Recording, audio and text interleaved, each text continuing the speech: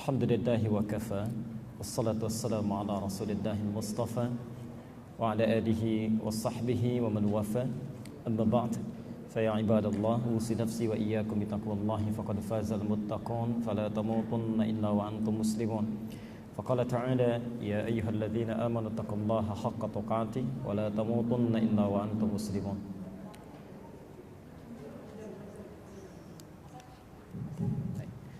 Bapak Ibu sekalian, saudara-saudariku, rahimani wa rahimakumullah. Alhamdulillah, hari ini kita kembali diberikan nikmat oleh Allah Subhanahu wa taala hadir di masjid ini untuk mempelajari sebagian dari tuntunan agama Allah. Kita bermohon pada Allah Subhanahu wa taala mengawali pertemuan kita. Semoga pertemuan ini diberikan keberkahan oleh Allah Subhanahu wa taala dan kemudahan sehingga mudah bagi kami untuk menyampaikan, mudah untuk dicerna dan mudah untuk diamalkan dalam kehidupan kita. Baik, kita akan coba efektifkan waktu kita. Materi yang dimintakan untuk dibahas dalam kesempatan ini adalah tentang tazkiyatun nafas. Baik, ada manhaj dulu yang barangkali mesti kita sepakati dulu sebelum kita membahas kepada topik bahasan, ya. Dalam setiap pembahasan materi yang akan dikaji, saya akan coba berusaha untuk menampilkan dulu makna di balik kalimat atau istilah pembahasan. Ya, kita tidak masuk kepada inti dulu, ya. Karena setiap ulama ketika membuat sebuah istilah itu tidak hampa makna, bukan cuma kata-kata tapi tidak ada artinya. Ya. Di setiap kalimat yang disebutkan oleh ulama pada satu cabang ilmu atau bahkan pada satu kitab yang dituliskan, itu berisi pesan-pesan penting yang menunjukkan kandungan kitabnya. Saya beri contoh misal, ya. Ada Imam As-San'ani ketika beliau menuliskan kitab Subulus Salam, ya, Syarah Bulughul Maram, ya. Bulughul Maram pun ada kisahnya itu, ya, yang karangan Al-Asqalani itu, ya, Ibnu Hajar Al-Asqalani. As-San'ani itu mulanya Syiah, ya, mulanya Syiah, dan beliau anak seorang tokoh Syiah. Kakeknya pun seorang tokoh Syiah, ya. Coba Masya Allah punya keinginan kuat untuk banyak belajar dari guru A, guru B dan seterusnya. Sehingga satu masa ketika tumbuh menjadi pemuda, ya, ada keinginan untuk rihlah, ingin datang ke Mekah. Maka saat pergi ke Mekah kemudian melakukan rihlah ilmiah, selain menunaikan ibadah pada saat itu, maka bergurulah belajar dari orang-orang Sunni. Ya, belajar A, belajar B, belajar C, sampai menemukan bahwa selama ini ada kekeliruan yang pernah ditempuh. Ya, maka beliau berpindah meninggalkan, ya, apa yang diyakininya selama ini, lalu meninggalkan kepercayaannya, berpindah menjadi Sunni. Yang paling menarik ketika mengembangkan pelajarannya, yang pertama dilihat, diamati, dibaca itu kitabnya Ibnu Hajar Al-Asqalani, namanya Bulughul Maram. Ya. Bulughul Maram itu kitab hadis yang khusus merangkum tentang ajaran fikih saja, dimulai dari taharah, ya, kemudian misalnya salat, zakat, semua bab fikih. Dari semua kitab hadis, khususnya Sahih Al-Bukhari, ya. Dia ada ulama besar bergelar Ibnu Hajar Al-Asqalani, Ibnu Hajar Al-Asqalani. Nanti lain waktu saya ceritakan kisahnya, bagaimana beliau ini yang tadinya sulit menghafal sesuatu, sekeras batu tiba-tiba menjadi cair, ya, begitu dibacakan bisa cepat hafal itu, ya. Nanti lain waktu kita bahas. Ini membaca Sahih Al-Bukhari, ya, Sahih Al-Bukhari, kemudian memberikan syarah, menjelaskannya dalam 18 jilid, ya, 18 jilid. Dari 18 jilid ini isinya Sahih Al-Bukhari, ya. Kan isinya macam-macam, ada tentang iman, tentang fikih, ya, tentang bisnis, tentang jihad, macam-macam, ya. Dikeluarkanlah oleh beliau dari sini, ya, hadis-hadis yang bermuatan fikih saja. Fikih saja. Ya. Lalu diberi nama Bulughul Maram, Bulugh Al-Maram.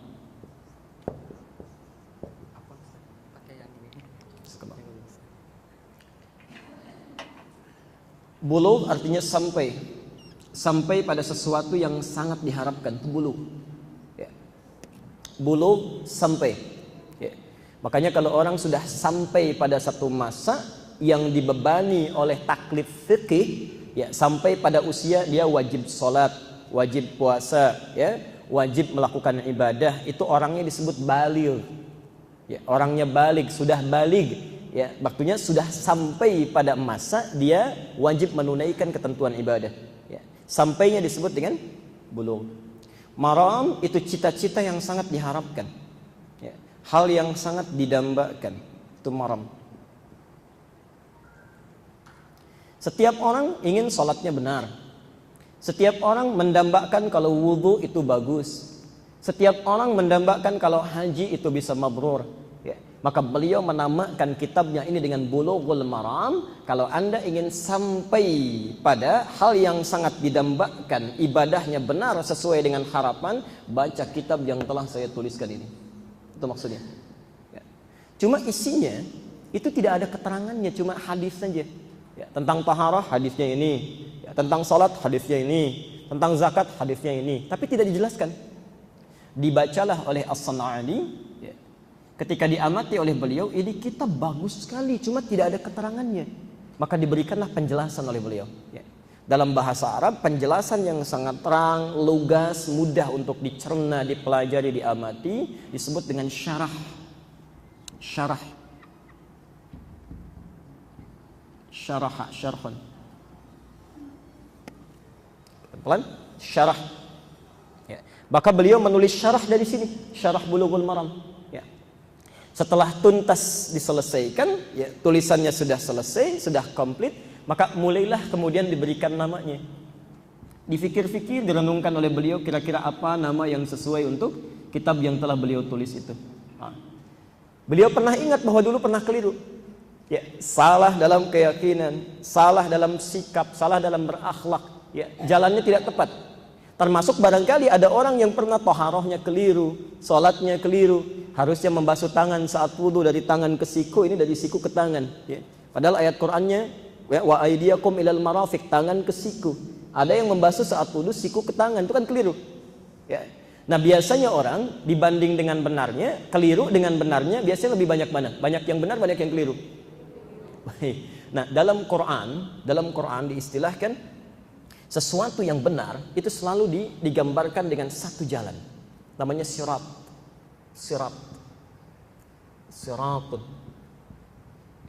Sedangkan jalan yang banyak yang berpotensi menumbuhkan kekeliruan itu biasa disebut dengan subul.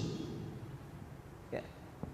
Maka direnungkan, difikirkan, ada ayat di Quran surah ke-6 Al-An'am ayat 153. Inna hadza siratim mustaqima. Ya. Sungguh inilah jalanku, kata Allah, jalan Allah yang lurus satu. Ya. Makanya dalam salat kita selalu minta ini nih. Ya. Setelah Malik Yaumiddin, iyyaka na'budu wa iyyaka nasta'in, kita ucapkan apa? Ihdina sirat. Kita minta pada Allah, ya Allah tolong tunjukkan cara mendekat kepadamu, tapi jangan berkelok-kelok, lurus, yang enak, yang mudah. Ya. Dan satu jalan jangan banyak-banyak supaya nggak bingung. Ya. Sirat. Tapi diteruskan ayatnya, wala tattabi'us subula. Kalau Anda sudah mengetahui jalan yang benar, jangan belok-belok lagi supaya tidak menyimpang, supaya nggak bingung. Ya. Kalau sudah tahu cara belajar yang benar, ikuti itu. Ya. Kalau sudah tahu cara ibadah yang bagus, ya jangan mampir-mampir. Jalan-jalan yang berpotensi melahirkan kekeliruan itu disebut dengan subul. Ya. Baik. Kalau orang dari sini pernah tersesat misalnya, ingin kembali kepada sirat, ya, supaya selamat, supaya tentram, supaya nyaman. Ya. Nah, kenyamanan, ketentraman yang didapatkan itu kalau kita mendapatkan sirat, itu disebut dengan salam namanya. Salam. Pelan-pelan. Kalau dekat dengan Allah, biasanya tenang atau gelisah? Baik, selamat atau sengsara? Selamat. Orang yang dekat dengan Allah, ya, pasti kehidupannya tenang, nyaman, tentram, dan pasti selamat. Pasti selamat. Ya. Karena itu ketika Anda mengucapkan ihdinas siratal mustaqim, itu meminta supaya didekatkan jalan kepada Allah, tapi tidak susah. Ya. Kalau orang sudah mendapatkan ini, itu tandanya ada ketentraman dalam jiwanya, tenang, nyaman. Ya. Ada orang, maaf, terlambat menunaikan sholat fardu, itu perasaannya biasa saja. Tapi ada orang-orang yang tertinggal sholat sunnah pun itu gelisahnya luar biasa. Insya Allah. Ini ada salam dalam dirinya. Baik, pelan-pelan. Maka beliau ketika memberikan syarah dari kitab ini berusaha sedapat mungkin meluruskan yang keliru tadi, ini subul, supaya kembali kepada sirat untuk mendapatkan salam dalam hidupnya. Maka diberikanlah judul kitabnya Subulus Salam. Baik. Nah, kaitan dengan pertemuan kita akan belajar tentang tazkiyatun nafas. Sebelum kita mulai materinya, kita akan coba dulu gali dari Al-Quranul Karim dan Sunnah Rasulullah SAW, dari mana kalimat ini bisa muncul dan apa pentingnya untuk kita pelajari sehingga bisa kita amalkan dalam kehidupan kita. Baik. Quran surah 15 ayat ke-28. Saya berikan pesan, insya Allah kajian kita itu akan lebih banyak berinteraksi dengan Al-Quran dan Sunnah. Jadi usahakan sedapat mungkin pegang mushaf ya, karena mungkin antum akan membolak-balik itu ya. Quran surah ke-15 ayat 28. Sudah? Maaf saya sambil menghapus. Quran surah ke-22 ayat 5.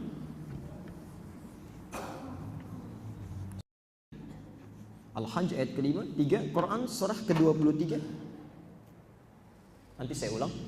Al-Mu'minun ayat 12 sampai ayat 14. Saya ulang.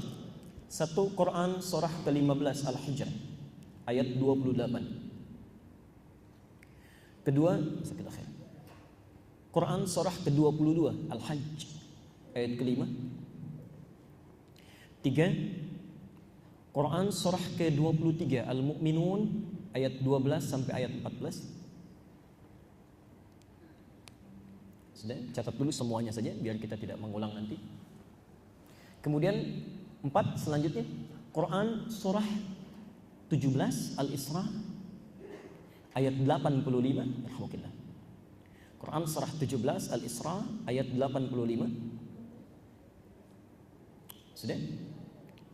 Terakhir Quran surah 91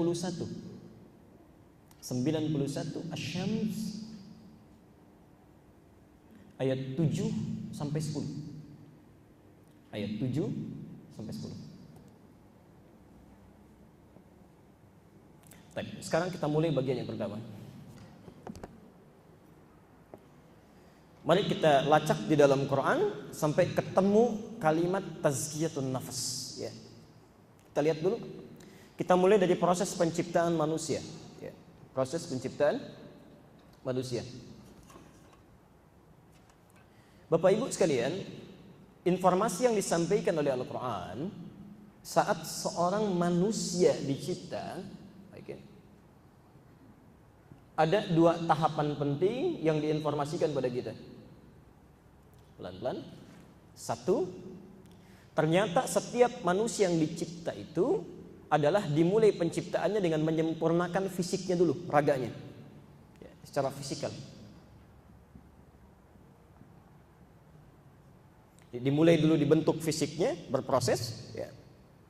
Setelah itu baru kemudian ditiupkan rohnya. Pelan-pelan. Fisiknya dulu dicipta, baru ditiupkan rohnya. Mari kita lihat uraiannya. Misal, kita bisa temukan di Quran surah 15 Al-Hijr ayat ke-28. Ini ayat pertama yang menunjukkan kepada kita tentang manusia pertama yang dicipta. Pelan-pelan. Wa idh qala rabbuka lil malaikati inni khaliqun bashar. Dan ingatlah Muhammad ketika Tuhanmu berfirman pada malaikat menyampaikan, saya akan menciptakan seorang manusia, bashar.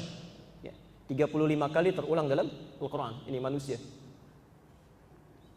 Min salsalin min hama'in masnun. Perhatikan.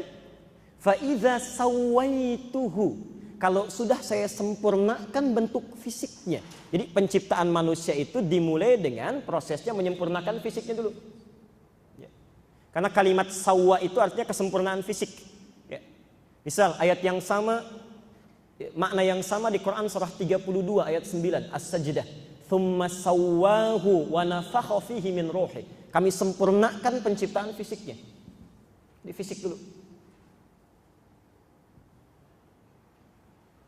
Bagaimana rincian penciptaan fisik ini?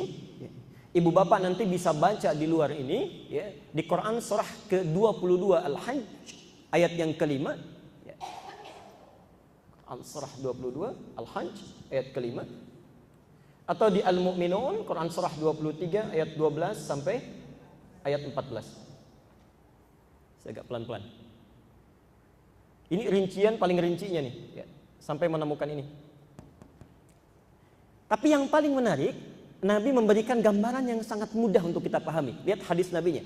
Lihat hadis Nabinya. Proses penciptaan fisik ini terutama di alam rahim, nanti untuk anak cucu Adam. Kalau Adam kan tidak dikandung ya. Nah, proses penciptaan fisik ini disingkat oleh Nabi. Ibu bapak bisa temukan, Anda bisa temukan paling gampang di Al-Arba'in. Hadis Al-Arba'in karya An-Nawawi. Nomor hadis yang keempat dari Abdullah bin Mas'ud. Abdullah bin Mas'ud. Baik. Saya agak pelan sebentar. Saya bacakan hadisnya ini. Lihat kata Nabi, ini proses penciptaan kita ini semuanya. Saya, Anda, kita semua. Baik. Mari kita lihat. Kata Nabi, inna ahadakum yujma'u fi batni ummih. Setiap kalian anak cucu Adam, ya, saat diciptakan dihimpun di perut ibundanya. Arba'ina yauman nutfah, 40 hari pertama itu masih proses pertemuan antara sperma dengan ovum, ya, masih berproses. Thumma yakunu mithla dzalika 'alaqah, 40 hari kedua berbentuk 'alaqah, ya, zigot yang mulai menempel di dinding rahim. Ah, ini poinnya. Thumma yakunu mithla dzalika mudghah, 40 hari ketiga, ya, usia 4 bulan. 40 hari ketiga usia 4 bulan berubah menjadi mudghah, ya, sudah mulai berbentuk. Nah, ini poinnya. Jadi kata Al-Quran, thumma sawwahu, disempurnakan bentuk fisiknya setelah sampai pada masa usia 4 bulan khususnya. Pelan-pelan. Seseorang dikandung dalam rahim ibundanya, berproses secara fisik dulu, rohnya belum masuk, ya, belum ditiupkan rohnya.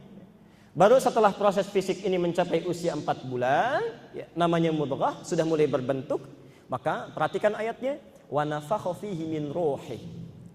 Ya, di As-Sajdah ayat yang ke-9. Di Quran surah 15 ayat ke-28-nya, ya.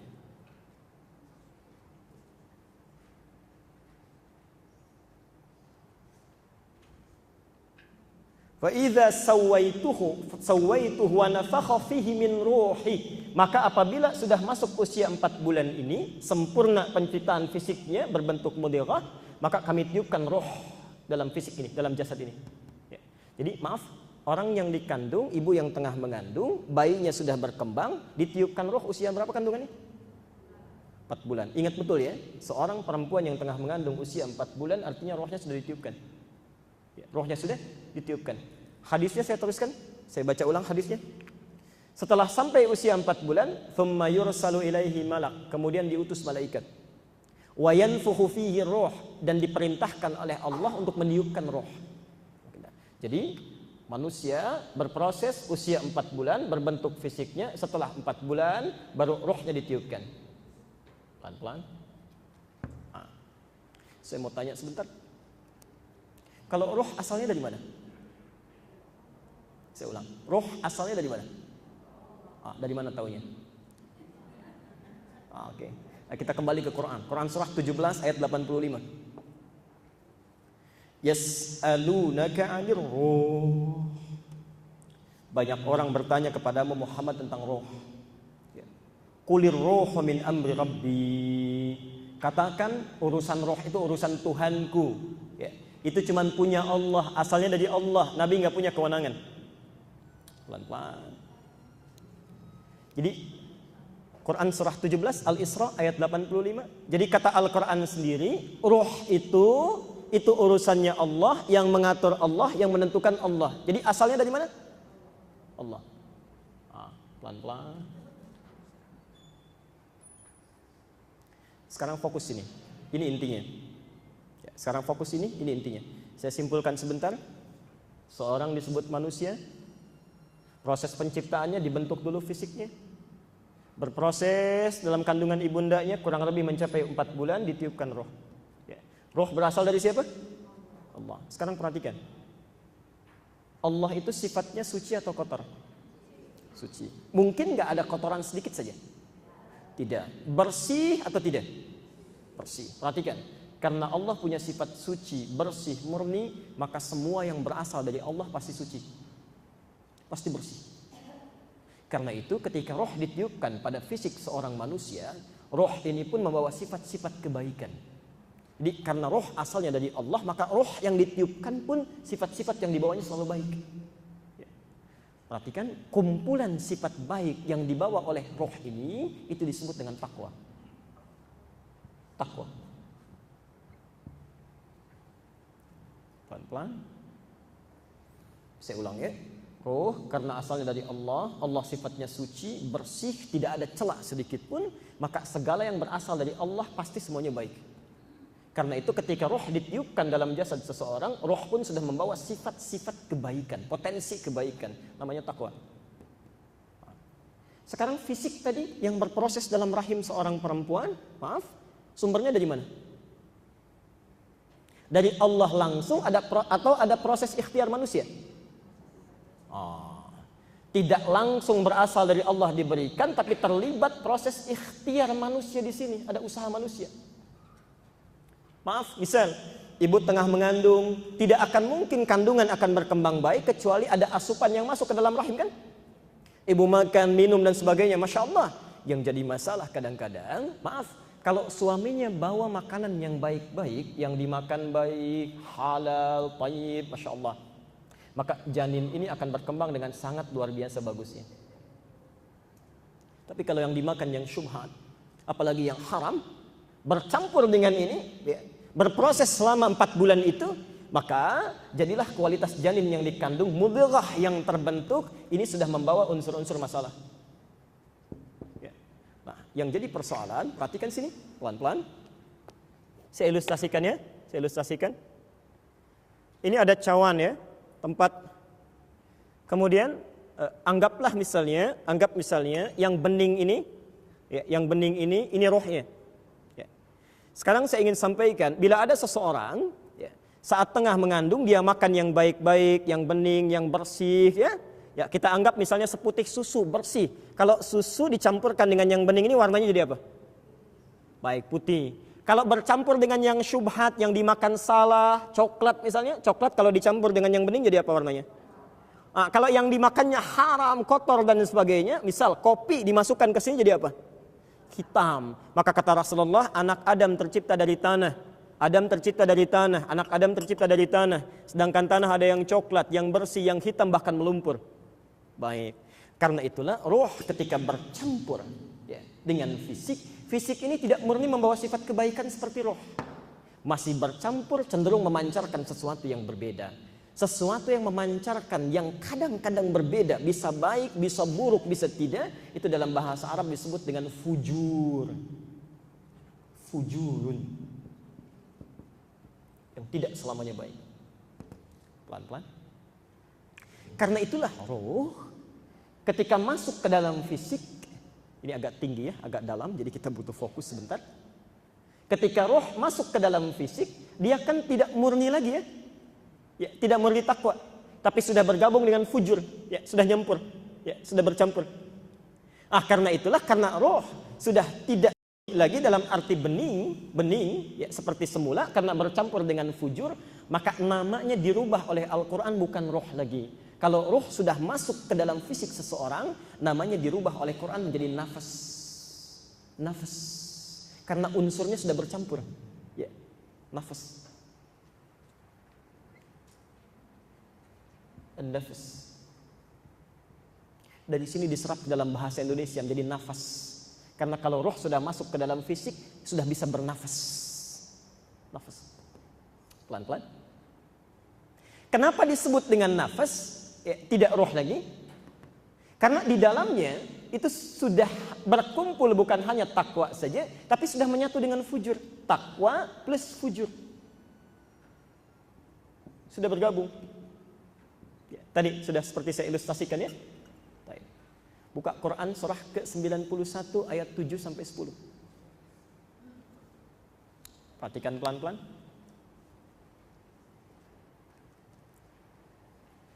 Saya persingkat dulu. Kalau roh sudah masuk ke dalam fisik, roh berubah namanya menjadi apa? Nafas, maka turun ayat wa nafsi wa ma sawwaha. Dan demi nafas yang sudah kami sempurnakan penciptaannya. Oke. Bagaimana disebut sempurna? Maksudnya kalau roh sudah masuk ke dalam fisik, sempurna menjadi nafas. Ya. Maka apa yang terdapat di dalamnya? Fa'alhamaha fujuraha wa taqwaha. Maka kalau roh sudah berubah menjadi nafas, kata Quran, di dalamnya sudah berkumpul sifat fujur dan sifat takwa. Hati-hati, fokus. Ingat, saya tidak akan mengulang ya. Jadi fokus betul ke sini. Di dalamnya berkumpul takwa, sifat baik. Fujur kadang mengarah cenderung pada yang tidak baik. Nama lainnya nafsu. Nama lainnya nafsu.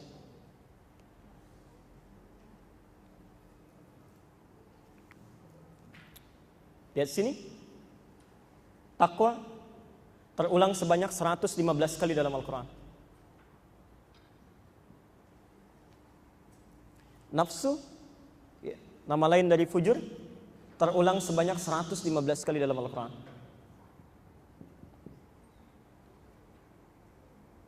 Pelan-pelan. Sudah? Jadi ketika manusia terlahir, ya, sudah membawa nafas dalam hidupnya, ibu bapak mesti tahu dalam jiwa kita ini selalu ada dua sifat yang saling bertentangan, memberikan pengaruh. Ya. Yang satu yang dibawa oleh roh, ini yang sering ngajak pada kebaikan, takwa ini. Ya. Karena itu jangan heran kalau kita sedang dalam beraktivitas, kadang-kadang suka didorong berbuat baik. Ya. Contoh, kita dengar azan sedang beraktivitas, Allahu Akbar, Allahu Akbar. Kan suka ada getaran dalam hati ya. Cepat, sudah azan, siap-siap, siap-siap. Pernah nggak ada seperti itu suasananya? Itu takwa. Ya. Tapi saat yang bersamaan ketika usai azan, misal azan selesai, la ilaha illallah, tiba-tiba sisi yang lain mengatakan, tenang aja, baru azan, belum qomat. Ya, waktu iqamahnya masih lama kok, 15 menit bisa. Itu fujur. Ya, fujur. Bawaan nafsu. Pelan-pelan. Saya teruskan dulu supaya agak lebih cepat. Takwa ini supaya berkembang kuat, muncul menjadi suara yang sangat dominan, itu diajak oleh malaikat, didorong oleh malaikat. Ayo, ayo, ayo, ajak, ditingkatkan, tingkatkan. Malaikat di Quran terulang sebanyak 88 kali. Sebaliknya, fujur supaya juga bisa lebih dominan, ya, Masya Allah. Ya. Ini pun didorong oleh makhluk yang lain. Supaya muncul menutup sifat takwanya. Ayo, ayo, kamu yang dominan, kamu yang dominan. Yang mendorong namanya setan. Setan terulang sebanyak 88 kali dalam Al-Quran.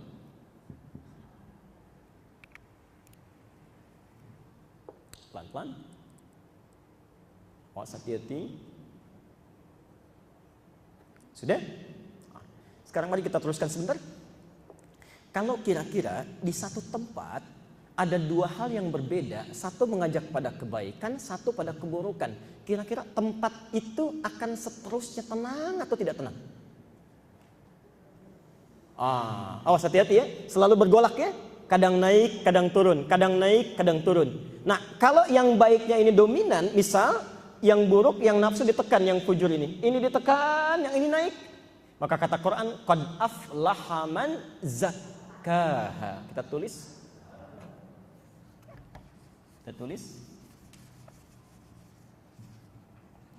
Qad aflaha. Baik. Aflaha man zakkaha.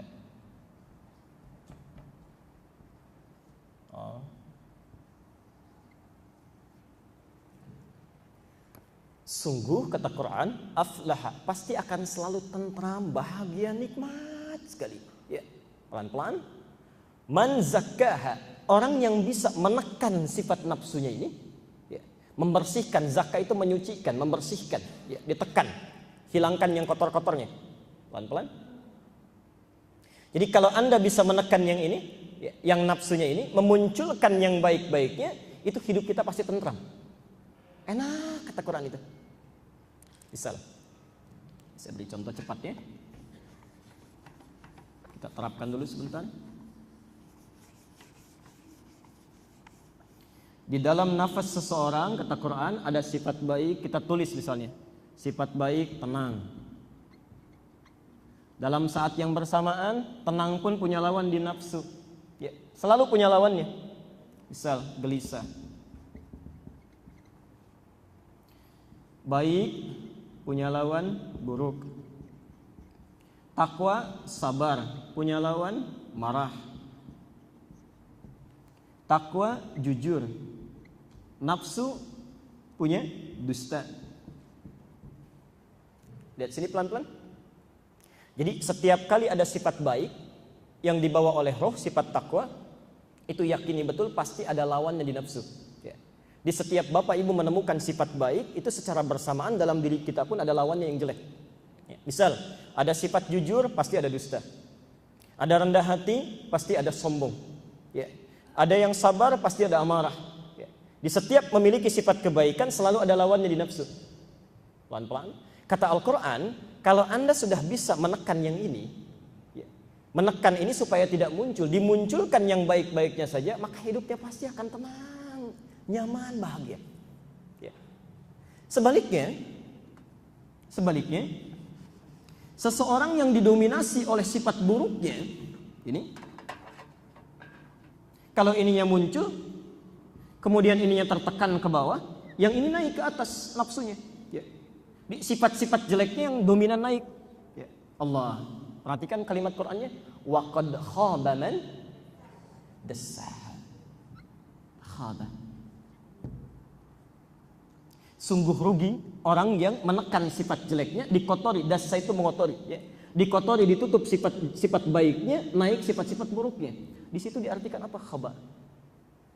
Khaba diartikan apa? Rugi. Oke. Rugi dalam bahasa Arab ada dua. Satu namanya khasira. Khasira. Ya. Ibu bisnis modal 10 juta. Ya, modal 10 juta. Kemudian dapat keuntungan 10 juta lagi, 20 juta ya. Untung tidak? Untung. Kemudian besoknya lagi turun misalnya jadi 15 juta. Ya. Untung atau rugi? Masih untung 5 juta ya. Baik, besoknya lagi misal mohon maaf tiba-tiba tidak kembali sama sekali, malah utang misal 5 juta. Untung rugi? Rugi. Itu bahasa Arabnya khasira. Khasira, kha, sin dan ra. Khasira, khasira. Rugi. Sudah kena rugi, dituduh oleh orang lain. Ini nih yang memalsukan barang kita kemarin misalnya. Ya. Sudah rugi, menjadi tertuduh. Itu khoba namanya. Ya. Sudah jatuh, tertimpa motor lah, jangan terlalu tangga ya. Tiap hari kan tangga terus. Mungkin lagi jalan motor jatuh ketimpa. Ini khoba namanya. Ini khoba. Pelan-pelan. Jadi kata Quran, orang-orang yang dominasi sifat jeleknya ini kalau muncul dalam kehidupannya, ini tidak pernah muncul atau terhimpit, maka hidupnya akan selalu khabar, nestapa dia. Bukan cuma rugi, tapi nggak enak hidupnya, nggak enak. Contoh,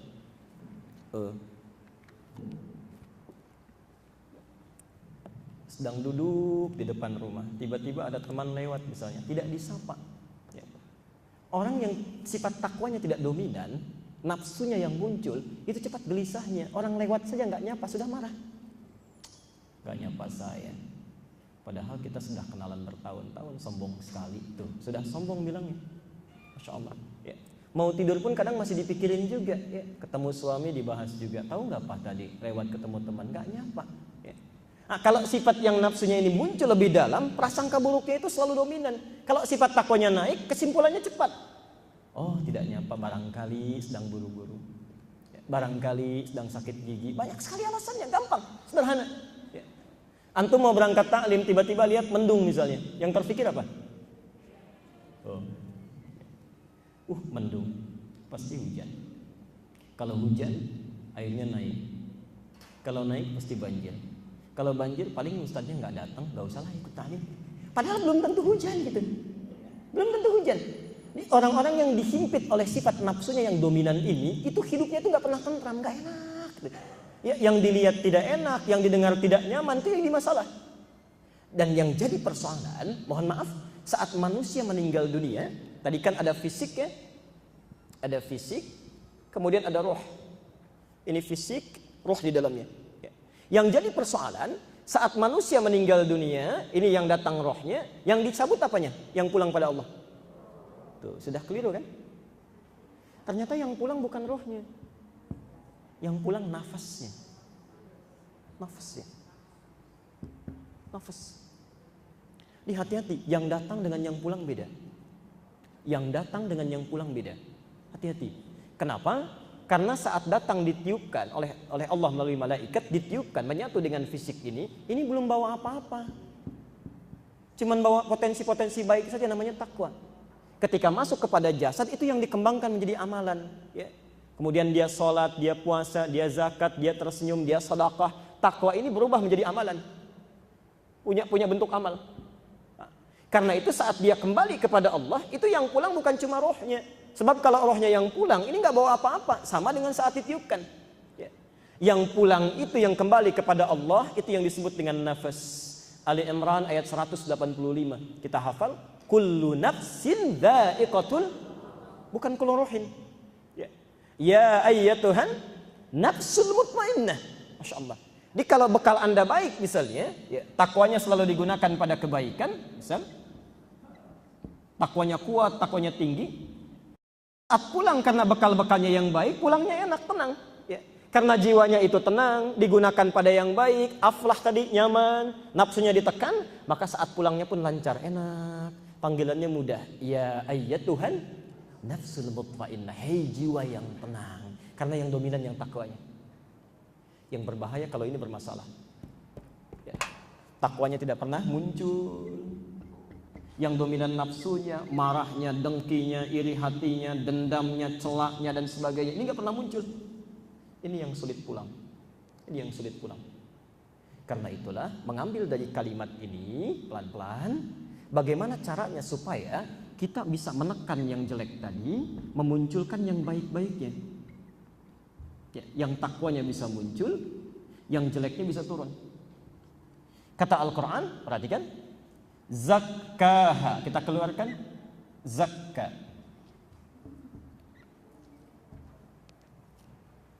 Sucikan.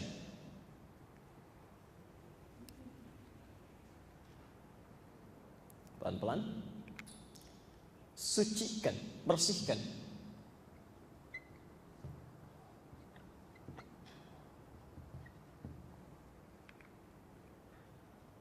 Lihat sini. Kalau ini ada kotoran di baju, ingin saya bersihkan, ya, ingin saya bersihkan. Kotoran fisik yang ada di luar itu disebut dengan nadhafah, kebersihannya. An-nadhafah. Ya, kita fokus sebentar, ini agak dalam ya. Nadhafah. Pernah dengar an-nadhafatu minal iman? Ya, ungkapan itu kebersihan sebagian dari iman. Jadi an-nadhafah itu kebersihan fisik. Baju kotor dibersihkan, celana kotor dibersihkan, itu nadhafah. Ya. Orangnya disebut dengan nadhif. Nadhifun. Nadhif. Jadi kalau ada yang bernama misalnya Pak Nadhif, itu artinya orang yang penampilannya selalu bersih. Rapi, bersih, baju bersih, celana bersih, ya, sepatu bersih, itu nadhif. Ya. Pernah lihat orang masuk, saya ada masuk ke mall, bajunya rapi, bersih, pakai dasi, pakai jas, ya, celananya bagus, pakai pentopel. Tapi maaf, ternyata copet misal. Ya, ternyata copet. Hatinya nggak bersih. Nah, kalau kita ingin mengatakan sesuatu yang dibersihkan itu hatinya, yang dalamnya tak nampak keluar, itu dalam bahasa Arab disebut dengan zakka. Tapi nggak pakai tasydid, zakat gini. Membersihkan sesuatu yang tak nampak, menyucikan, bersihkan. Ya, pelan-pelan. Karena lihat indahnya bahasa Quran. Allah tidak mengatakan laqad aflaha man nadhafaha misalnya. Kalau pakai nadhafaha itu artinya, maaf, dikeluarkan dulu nafasnya, dibersihin tuh. Ya. Tapi kalau menggunakan zakka itu artinya dia bukan hal fisik yang ada di luar, di dalam yang harus dibersihkan. Kalimatnya berubah menjadi zakat. Kalau Anda ingin serius membersihkannya, ya, dibersihkan dengan serius. terus semaksimal mungkin, ya. Maka tambah tasydid pada kalimat keduanya, zakka. Pelan-pelan. Kalau Anda ingin bahagia, muncul sifat baiknya, ditekan sifat jeleknya, seakan-akan Quran mengatakan, seriuslah. Ya. Usahalah dengan sungguh-sungguh untuk membersihkan sifat-sifat jelek yang ada dalam jiwa, sehingga muncul sifat-sifat baiknya, yang takwanya. Lalu kalau Anda ingin mulai berusaha untuk mewujudkan itu, kata Quran, cepat serius, tekan yang nafsu, tingkatkan yang takwa. Lalu Anda ingin respon, baik, saya kerjakan sekarang, saya serius, saya sungguh-sungguh. Nah, keseriusan yang diiringi dengan pekerjaan seketika, itu rumusnya tambah tak di depannya. Tak. Pelan-pelan. Maka ada ayat di Quran, qad aflaha man tazakka wa dzakara asma rabbih fasalla. Nah, sifat tazakka itu artinya bergegas. Nanti kita di pelajaran selanjutnya kita akan pelajari amalan-amalan apa yang bisa membersihkan jiwa. Amalan pertama diantaranya sholat. Sholat. Jadi kalau Anda hatinya ingin bersih, ditekan nafsunya, jadi bergegas kerjakan amalan, itu maksudnya, poinnya. Ya. Pelan-pelan. Kalau Anda kemudian cepat gegas, ya, dapatkan itu, kerjakan itu, sehingga memunculkan sifat-sifat takwanya yang baik mulai muncul, ya, maka alifnya dibuang.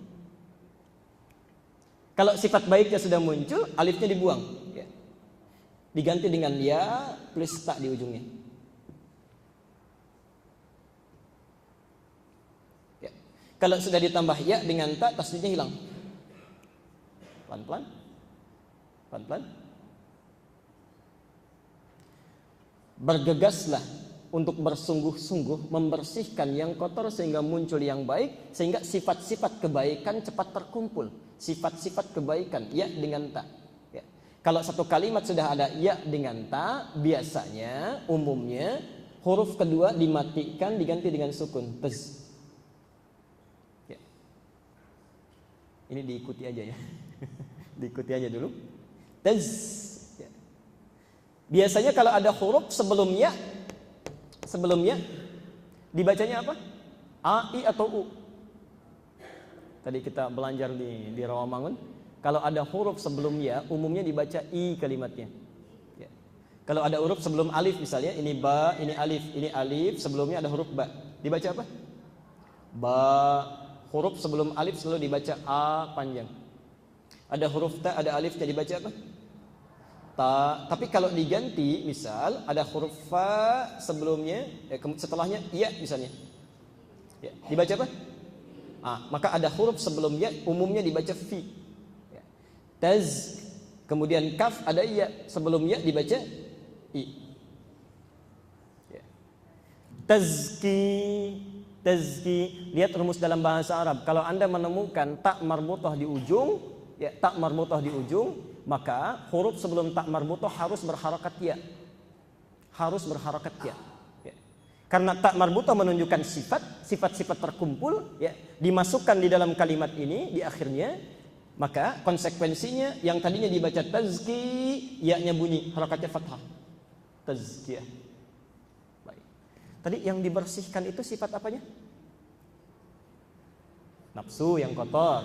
Yang ingin muncul yang mananya? Yang takwa. Nafsu dan takwa adanya di mana? Saya ulangi, nafsu dan takwa, fujur dan takwa adanya di mana tadi? Lihat Qurannya. Di nafas ini. Maka kata Quran, segeralah bersihkan, ya. Seriuslah, cepat respon, bersihkan yang kotor-kotor sehingga terhimpun sifat yang baik. Ketika kita bertanya, ya Allah, kemana kami mesti bersihkan? Nafas. Maka disinilah muncul istilah tazkiyatun nafas.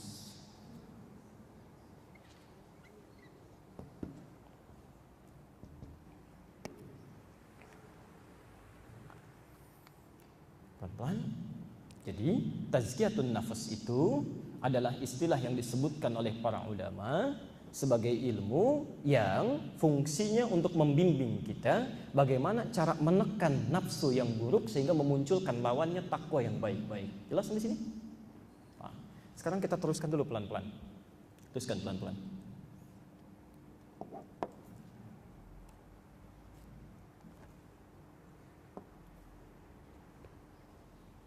Yuk, lihat ke sini dulu. Atau ke sini dulu sebentar. Roh dimensinya ya, karena datang dari Allah, dimensi Rabbani dari kata Rabb, ya, membawa sifat takwa, masuk kepada jasad. Ya, jasad ada ikhtiar manusia, manusia tinggalnya di bumi, makanya dimensi ardi, disebut dimensi ardi. Ya. Membawa fujur. Setelah terkumpul takwa dengan fujur, maka roh berubah menjadi nafas. Nah, saya mau tanya, tadi sudah kita sampaikan, kalau baik berkumpul dengan buruk selalu nyambung atau tidak? Selalu berlawanan. Ya. Jadi perhatikan rumus Qur'annya. Baik hanya akan ketemu dengan yang baik.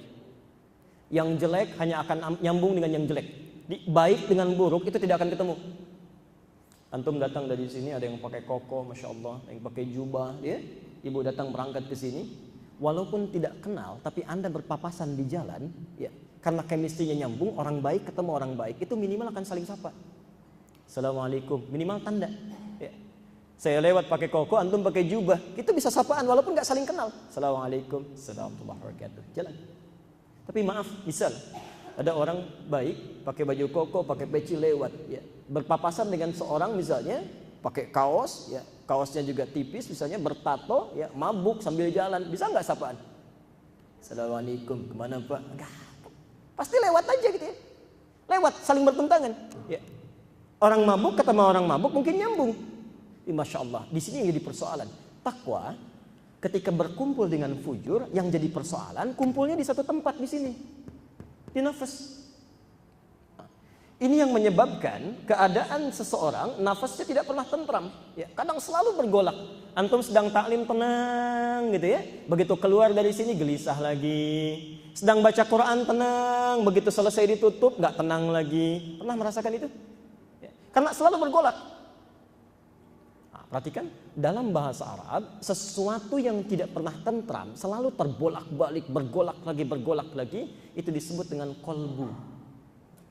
Kolbu namanya. Dari kata koluba, sesuatu yang tidak pernah tentram, kolbu. Jamaknya kulubun, kulub. Ya.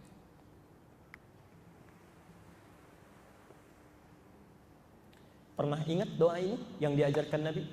Ya muqallibal qulub, tsabbit qulubana ala dinik. Masya Allah. Perhatikan, ini doa bagus sekali. Misal, kalau antum sudah istiqamah dalam satu ibadah, misal sudah mulai senang tahajud nih. Senang tahajud nyaman, maka baca doa ini. Ya muqallibal qulub, ya Allah yang menguasai keadaan kolbu kami. Yang kadang-kadang masih naik, masih turun, masih senang, masih tidak. Ya, mohonkan pada Allah, mohon jaga istiqamah keadaan kami ini supaya tetap konsisten dalam ibadah ini. Ya. Karena belum tentu bisa terus, Pak. Mungkin antum tiba-tiba sedang akan tahajud, datang SMS berita mengatakan, pertandingan bolanya akan mulai nih sekarang. Ya. Yang tadinya nggak ingat bisa ingat. Ya. Ibu sudah mau berangkat nih, sudah mau ke sini. Ya. Di jalan Masya Allah sudah siap-siap, mau belok ke Nurul Bahri, tiba-tiba BBM-nya bunyi. Ya. Jeng, cepat, Mall Kelapa Gading diskon 90% saya. Itu nggak mudah. Ya muqallibal qulub ini. Qalb. Nah, pelan-pelan. Nafas, ini tempatnya. Sifat yang ada di dalam nafas itu disebut dengan qalbu. Ya. Jamaknya qulub. Karena selalu bergolak, sebetulnya qalb itu bukan tempatnya, itu sifatnya sebetulnya, sifat pergolakannya. Ya. Cuman karena pergolakannya ini semakin banyak dibahas, itu yang sering mengemuka, maka sebagian orang menyebutnya sebagai tempatnya, bukan sifatnya. Jadi kalau ditanya nafas ada di mana? Di dalam kolbu. Ya. Seperti dua hal yang sama berbeda. Ya. Dua hal yang sama padahal berbeda. Pelan-pelan. Dari sini Nabi pernah menyampaikan, ya, kalau keadaan kolbu kita bisa didominasi oleh sifat-sifat yang baiknya, maka sifat baik ini yang cenderung akan mengarahkan kita pada kebaikan dalam hidup. Ya. Sebaliknya kalau dalam kolbu ini misalnya, mohon maaf, pergolakannya lebih didominasi oleh sifat nafsunya yang jeleknya yang muncul, ini yang berbahaya. Ini yang akan mendorong aktivitas kita cenderung pada keburukan. Nah, saya tutup dulu sebentar, nanti kalau ada yang bertanya saya persilahkan, saya tutup dulu. Pelan-pelan, nafas adanya di mana? Dalam kolbu. Pelan-pelan.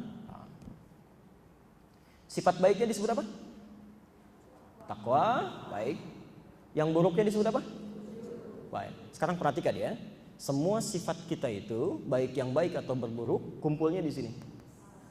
Ya, nyambungnya ke sini. Nah, sekarang lihat bagian yang terakhir mau saya tunjukkan. Ini fujur, ini takwa, baik. Ini simpan dulu, akal nanti terakhir ya. Akal nanti terakhir. Saya ingin praktekkan sebentar dari ujung mata sampai ujung kaki. Perhatikan sini. Misal ini mata, fungsinya untuk apa? Untuk melihat. Baik, pelan-pelan. Tahu dari mana? Quran surah ke-17 ayat 36. Saya ambil contoh satu dulu ya. Basar. Pelan-pelan. Inna sam'a wal basar. Sungguh pendengaran dan penglihatan itu, fungsi mata untuk melihat ya. Pelan-pelan. Perhatikan sini. Kalau ada kalimat basar, itu artinya penglihatan fisik. Ini spidol, ini mikrofon, ini papan tulis, ini basar namanya. Itu basar.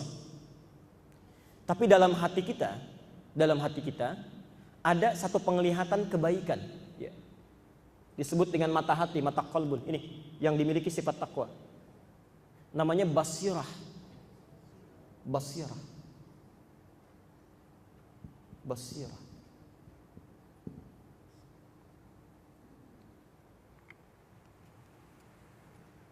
Pelan-pelan. Sudah? Nah, sekarang perhatikan ya. Kalau inti hatinya, misal, yang munculnya selalu yang jelek-jelek, ya, yang buruk, yang tidak baik, ini yang paling dominan, ya. Ini yang ditembuskan nanti, tembus, ini ditutup, ini yang tembus ke mata. Ya. Ada yang tembus ke mata, tembus ke telinga, tembus ke tangan, tembus ke kaki. Jadi mata, tangan, kaki itu aktivitasnya, itu menunggu respon yang ada di dalam nafas. Kalau yang di dalam nafasnya dominan yang jelek, maka ini yang ditembuskan ke dalam organ tubuh kita, ini yang menjadikan perilaku kita buruk. Jelas sampai sini? Pelan-pelan. Misal, di dalam ini yang muncul sifat marah. Basirah tertutup. Ya. Maka marah ditembuskan ke dalam mata, mata yang tadinya bisa melihat dengan tenang tiba-tiba melotot. Ya.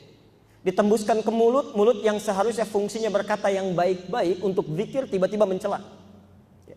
Ditembuskan ke tangan, tangan yang tadinya untuk memberi tiba-tiba bisa memukul. Kaki tiba-tiba bisa menendang. Ya. Jadi kalau isinya di nafsu ini, di nafas ini jelek, yang kotor, yang dominan, maka ini yang akan muncul ya, sifat-sifat buruk. Sebaliknya, masya Allah, kalau dalam dirinya ini yang muncul selalu sifat takwanya, bisa yang muncul lawannya sabar. Begitu dicela oleh orang lain, saking sabarnya dia cuma menunduk, matanya nunduk. Ya, tangannya tidak mengepal, biasa saja. Ya, kakinya tidak bergerak, tenang saja. Di semua respon sekujur tubuh kita, dari ujung kepala sampai ujung rambut, itu yang menentukan keadaan hati ini. Jelas sampai sini?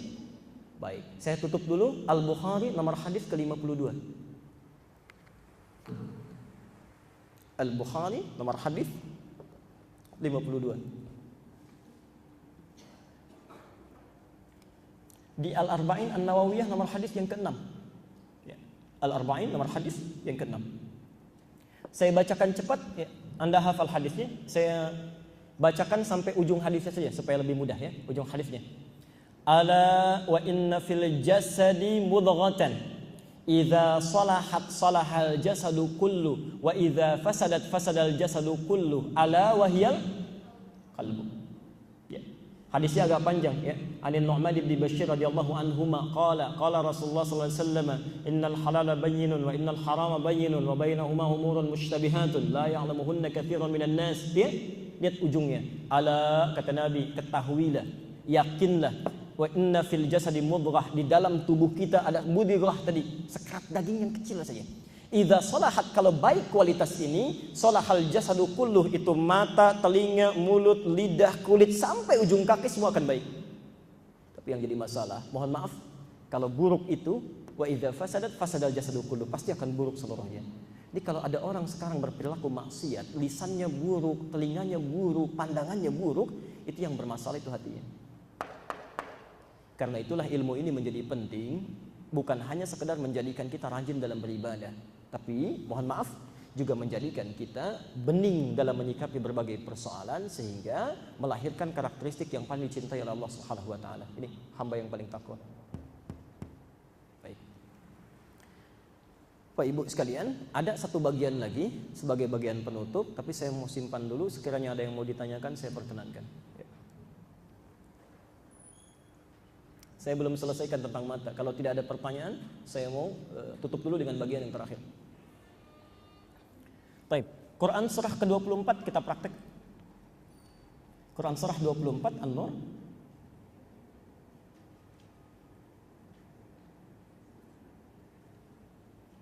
ayat 30 dan 31. Sudah? Quran surah 75 Al-Qiyamah ayat ke-14.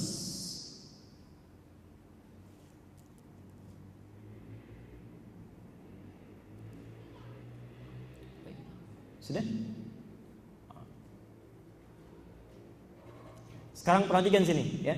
Pelan-pelan sebentar. Roh tadi sudah kita bahas ya. Jasad sudah, nafas sudah, qalbu sudah. Ini bagian penutup yang terakhir. Akal. Ya, akal ini yang membedakan manusia dengan hewan. Pelan sebentar. Saya hapus yang ini dulu.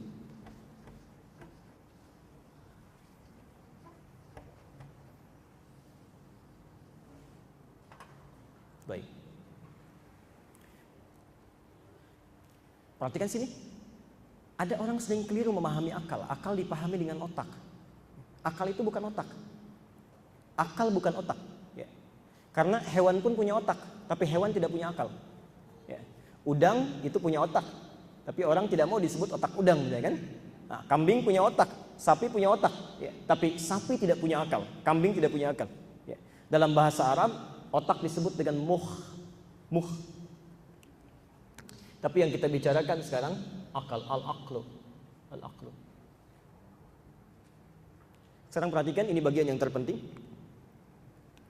Bapak Ibu sekalian, kalau ada satu benda ingin Anda ikat misalnya, menempel begini, kemudian diikat. Ya. Ikatan ini dalam bahasa Arab setidaknya memiliki 3-4 kosakata. Satu, ya, disebut dengan qaidun, qaid, qaf, ya, dal. Qaf, ya, dal.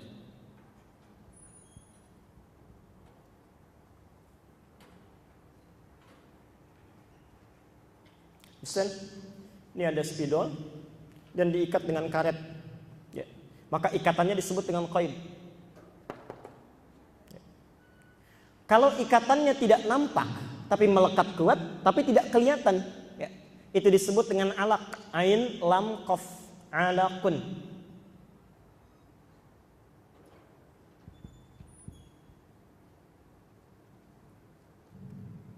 Karena itu ketika janin berbentuk zigot kemudian mengikatkan diri ke dalam rahim, dia nempel dengan kuat, maka itu dirubah kalimatnya oleh Quran menjadi alaq.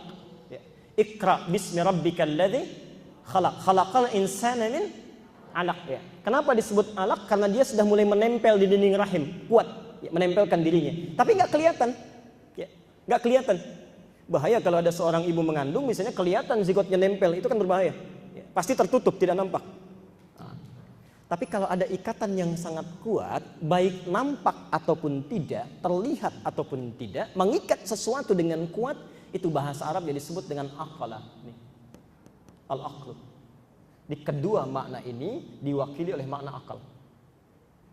Saya ulang, ikatan yang sangat kuat yang mengikat sesuatu, baik nampak ataupun tak nampak, dalam bahasa Arab disebut dengan aqala. Sifatnya disebut dengan akal. Saya ingin sampaikan satu yang penting, teori tazkiyatun nafas yang penting tuh yang ini ya. Kesananya cuma akan contoh penyakit dan membersihkannya. Tapi teori yang paling penting ini, ya. Kalau Bapak Ibu berhasil memahami ini dengan baik, yang lainnya akan lebih mudah. Sekarang perhatikan contoh mudahnya.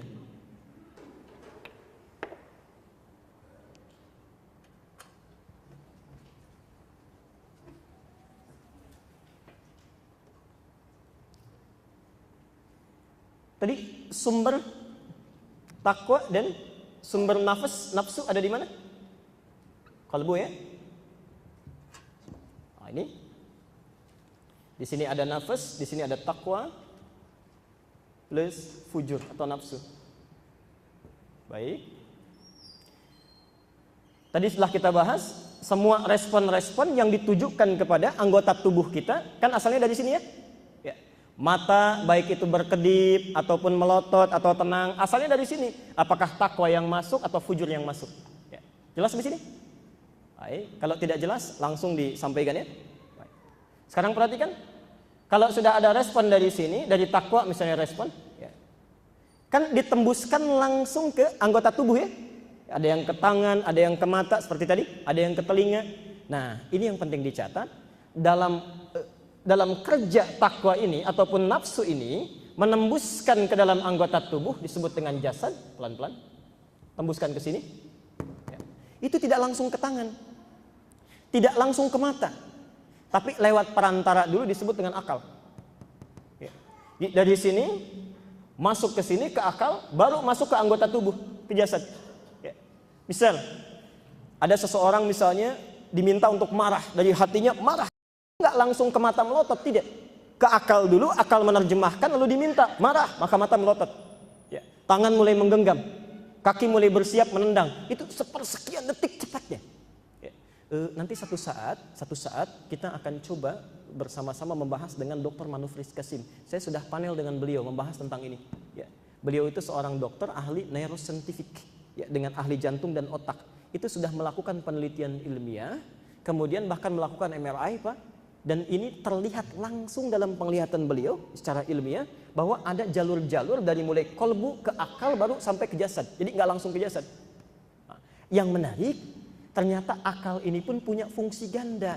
Respon yang dikeluarkan oleh takwa ataupun nafsu ternyata itu pun tergantung dari apa yang dikerjakan oleh anggota tubuh ini. Ya, contoh, ya nggak susah memahaminya ya, pelan-pelan dulu. Mata fungsinya untuk apa tadi? Melihat. Nah, yang dilihat mata itu yang baik-baik saja atau yang jelek juga? Boleh angkat tangan kalau tiap hari lihat yang baik aja, boleh angkat tangan. Tuh. Lihat yang jelek?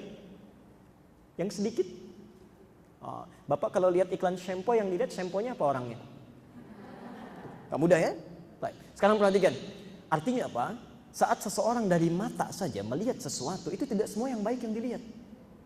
Ya. Barangkali yang jelek mungkin yang dilihat. Nah, ini yang jadi persoalan. Akal ini akan dengan cepat menangkap semua yang direspon oleh seluruh anggota tubuh. Saya mulai dari mata. Kalau mata lihat yang baik-baik, maka informasi yang ditangkap oleh mata sekejap ditangkap oleh akal, terus diteruskan ke sini. Baik ketemu dengan baik, yang baik dari akal ditembuskan ke takwa. Karena itu jiwa takwa yang cepat akan memberikan respon. Misal, Anda lihat seseorang mau datang ke masjid. Begitu mata melihat yang baik-baik, orang ke masjid, dia langsung akan memberi sinyal. Sifat takwa muncul.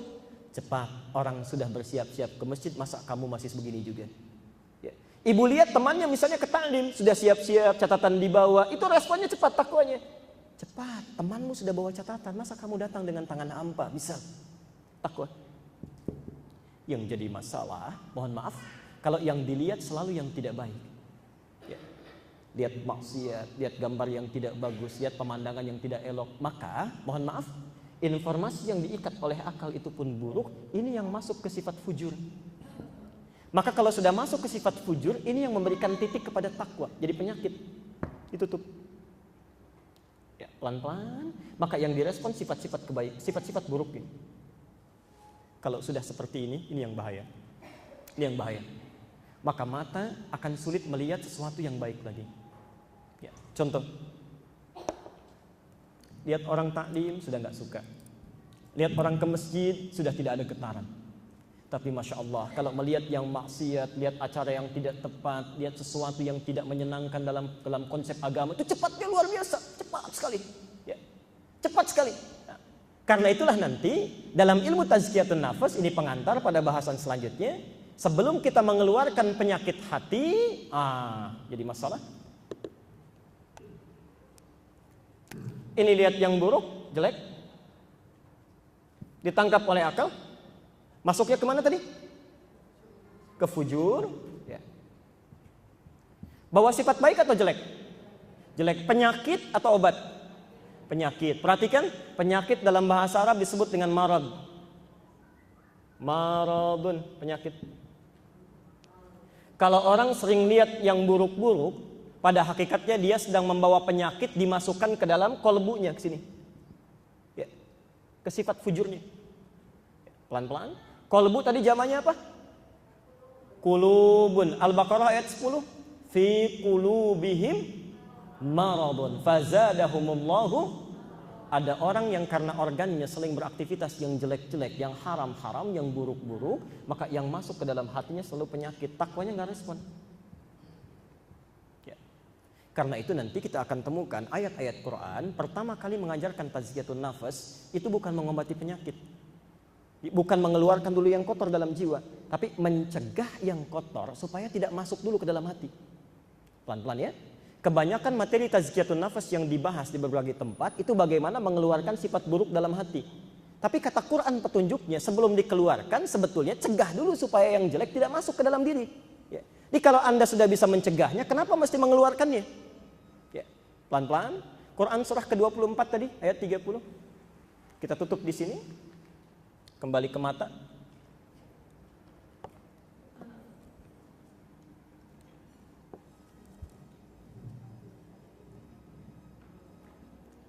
Qul lil mu'minina an yaghuddu min absarihim. Ada ayatnya? Baik. Katakan Muhammad pada pria-pria yang beriman. Kita mulai dari ujung mata dulu ya. Ayat pertama.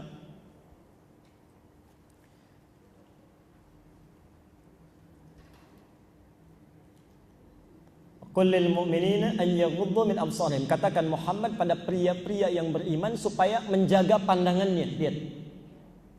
Dari kata yaghuddu ini muncul istilah ghaddul basar. Ya. Tadi pandangan mata disebut apa? Masih ingat tadi saya tulis? Basar, ya. Dari sini muncul istilah ghaddul basar. Nah, sebetulnya ini konsep tazkiyatun nafas yang pertama. Bagaimana caranya supaya penyakit tidak masuk ke dalam kalbu, sebelum masuk supaya tidak dibersihkan, lebih baik cegah dulu supaya dia nggak masuk. Caranya, maaf, kalau selama Anda masih punya pandangan, palingkan dari sesuatu yang dilarang oleh Allah dan Rasulnya. Bukan untuk pria saja, perempuan juga begitu. Ayat 31-nya, wa kullil mu'minati an yaghdudna min absarihinna. Katakan juga bagi perempuan-perempuan yang punya iman. Allah. Mohon maaf ya, artinya kalau ada di ayat Quran meminta sesuatu pada kita meninggalkan larangan, lantas Anda kerjakan, dan ayat itu diawali dengan kata iman, artinya ada masalah di iman kita. Misal, Allah minta, hei pria yang beriman, jaga pandangan, lalu Anda tidak menjaganya, maka ada masalah di iman kita. Hei perempuan yang beriman, tundukkan pandangan, tapi ibu tidak bisa menjaganya, ada masalah dalam imannya. Jelas di sini? Nah, maka konsep yang pertama kata Al-Quran, sebelum kita berbicara membersihkan penyakit, jangan undang penyakit dimasukkan ke dalam jiwa. Ini konsep bagian yang pertama. Pelan-pelan, kalau ini sudah bisa dilakukan dengan baik, maka basar akan berubah menjadi basirah, pandangan hati. Basirah. Basirah.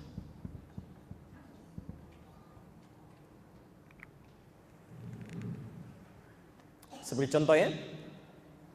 Ini spidol. Pelan-pelan, spidol. Pandangan fisik namanya basar. Kalau basirah fungsinya memberikan nilai, memberikan makna pada apa yang dipandang. Ini spidol, kata basirah, ini spidol punya DKM, bukan punya Anda. Ini handphone punya kamu, itu handphone punya orang lain, itu basirah. Ini sendal punya kamu, itu sendal orang lain, itu basirah. Di orang-orang yang selalu baik pandangannya, maka basirahnya akan sangat tajam dalam kebaikan. Maaf, sebaliknya, Orang-orang yang selalu melihat maksiat, hal yang tidak diperkenankan, hal yang dilanggar, maka kata Nabi akan muncul titik-titik dalam nilai kebaikannya. Ini basirahnya ditutup. Ya. Jadi ada yang bermasalah di mata fisiknya, saya bermasalah. Ya, silindris bisa, saya pakai kacamata, ya, bisa. Tapi yang jadi persoalan, ada orang yang rabun mata hatinya, basirahnya. Ada yang sakit mata fisiknya, basor, bahkan sampai buta misalnya, basor. Tapi hatinya tajam sekali. Matanya memang buta, nggak bisa lihat. Tapi begitu mendengar suara adzan, masya Allah, nggak lihat pun masih dicari masjid begini. Tapi ada orang ditampakkan oleh Allah dalam pandangannya, kelihatan masjidnya, kelihatan orang-orang sholat masih belum tergerak dalam dirinya. Yang paling berbahaya, maaf, jika ada orang yang terus berbuat melihat maksiat, terus dilakukan tanpa pernah sadar dengan bahaya daripada itu, maka mohon maaf, basirahnya akan tertutup. Ini tidak akan peka lagi pada kebaikan. Ya. Al-Baqarah ayat 7. Khatamallahu ala qulubihim wa ala absarihim ghisyawah. Ada orang yang matanya tertutup karena seringkali melihat yang buruk. Basirahnya nggak fungsi. Ya. Keluar dari masjid mau pulang tuh, ini kayaknya sendal saya yang ini deh. Bukan kayaknya yang ini. Bukan kayaknya yang ini. Padahal ke masjid nggak pakai sendal itu. Gitu pulang pakai sendal orang. Karena matanya nggak bisa lihat basirahnya. Baik, kita cukupkan dulu ya untuk materinya. Jadi saya simpulkan dulu sebentar supaya agak nyambung runtutannya. Ya. Maaf kalau agak sedikit mesti lompat karena memang ini agak dalam kajiannya untuk pengantar, tapi kesananya akan lebih mudah. Ya. Saya permudah dulu konsepnya. Saya permudah. Satu, setiap manusia, kalau mau ditulis silakan. Setiap manusia, kata Al-Quran,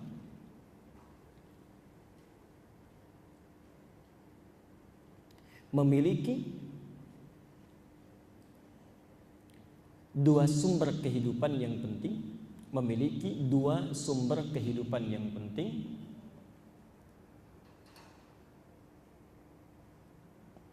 yaitu roh dan jasad. Yaitu roh dan jasad.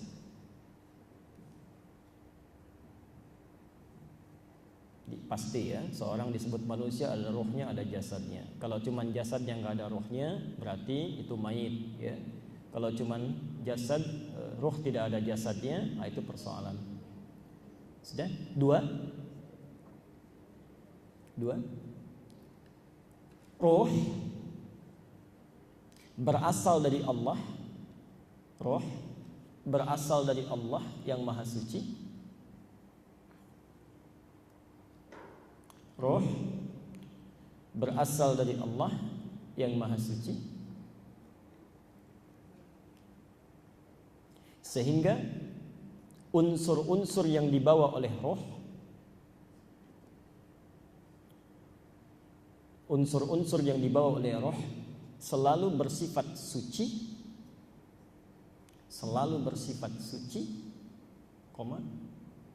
mengumpulkan banyak kebaikan, ya. Dalam kurung takwa, ya. Dalam kurung takwa. Tadi sudah saya terangkan. Selanjutnya, adapun jasad, ya, 3. Adapun jasad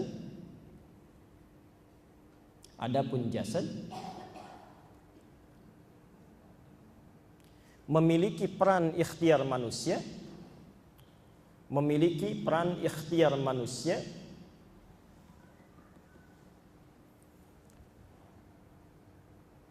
Dalam pembentukannya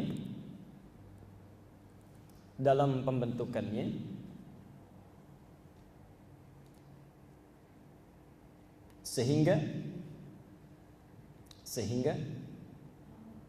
seringkali bercampur unsur kebaikan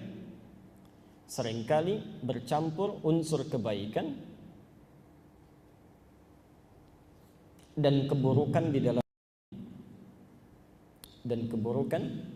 dalamnya. Dalam kurung fujur, atau disebut dengan fujur.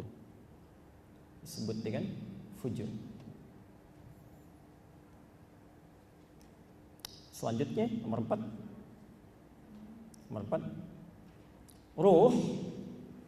Roh yang membawa sifat takwa, roh yang membawa sifat takwa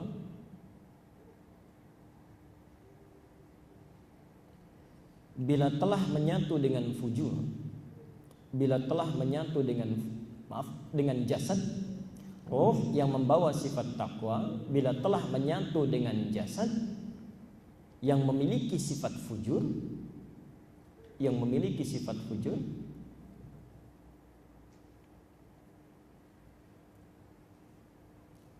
akan berubah keadaannya menjadi nafas, akan berubah keadaannya menjadi nafas, nun fa sin, nafs, nafas. Dalilnya tadi sudah dicatat ya. Baik. Pelan-pelan. 5 selanjutnya. Nafas akan sangat berperan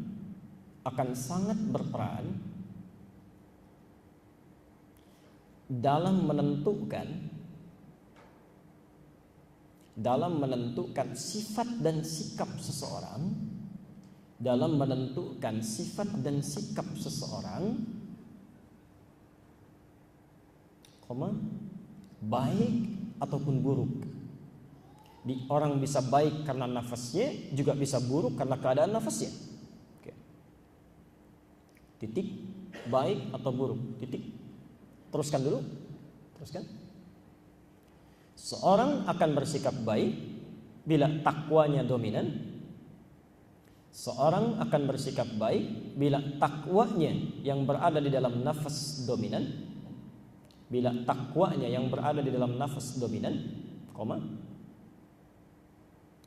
Namun bisa berperilaku buruk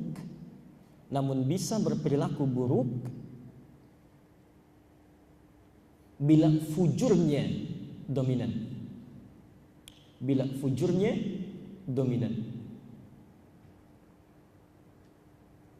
Teruskan 6. Sudah? Cara untuk menekan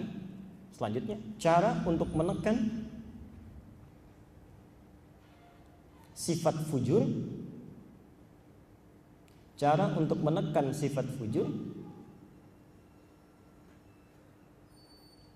agar sifat-sifat takwa bisa muncul ke permukaan,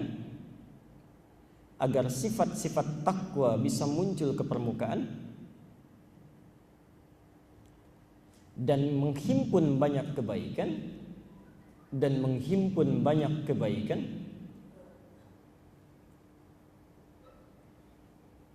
disebut dengan tazkiyah.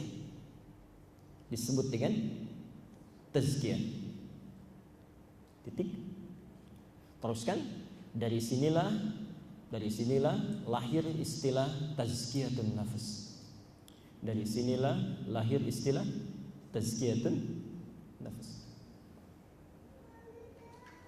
Terakhir, nomor berapa? 7, terakhir.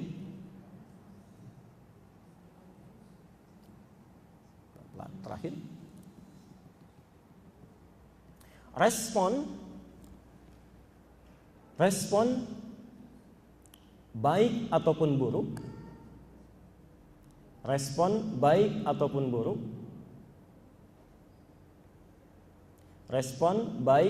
buruk yang diwujudkan dalam bentuk perilaku, misal pandangannya baik atau buruk, tangannya baik atau buruk, dan sebagainya. Respon baik atau buruk yang diwujudkan dalam bentuk perilaku akan sangat bergantung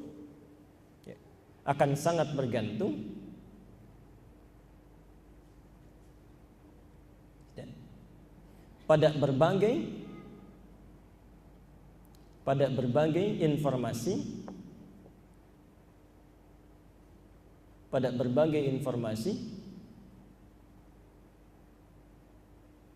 yang diterima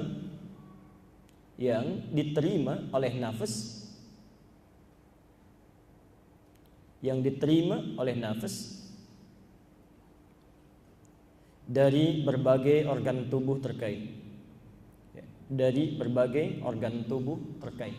Dalam kurung silakan ditulis mata, ya. Dalam kurung mata. Ini kurang lebih ya. Bisa dilihat. Mata, telinga, mulut, lidah, kulit. Mata, telinga, mulut, lidah, kulit. Baik.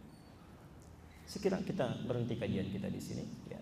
Untuk pengantarnya nanti untuk tahapan berikutnya kita akan keluarkan fase pertama dalam ilmu tazkiyatun nafas yang dimunculkan oleh Al-Qur'an ya, dimunculkan oleh Al-Qur'an. Saya mau akhiri, sebelumnya saya buatkan bagan sebentar ya. Ibu nanti boleh copy Bapak, karena ini masih jauh materinya ya. Dia ada bentuk jiwa, mutmainnah, lawamah, ammarah, ya, kondisi hati dan sebagainya. Masih agak jauh kita. Sekarang lihat bahasannya. Saya berikan petanya sebentar. Nanti untuk pertemuan berikutnya saya berikan silabus. Ya, kemudian saya berikan konsep bahasannya dan referensi kitabnya supaya nanti kajian kita bisa lebih fokus. Ya.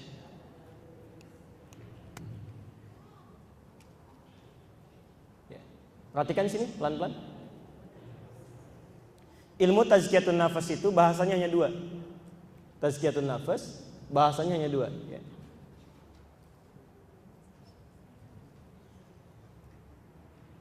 Satu, bagaimana mencegah penyakit supaya tidak masuk ke hati. Mencegah penyakit hati. Ini yang jarang dibahas.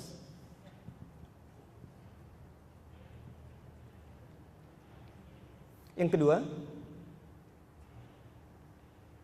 bila penyakitnya sudah masuk ke dalam hati, bagaimana membersihkannya? Ya. Membersihkan penyakit hati.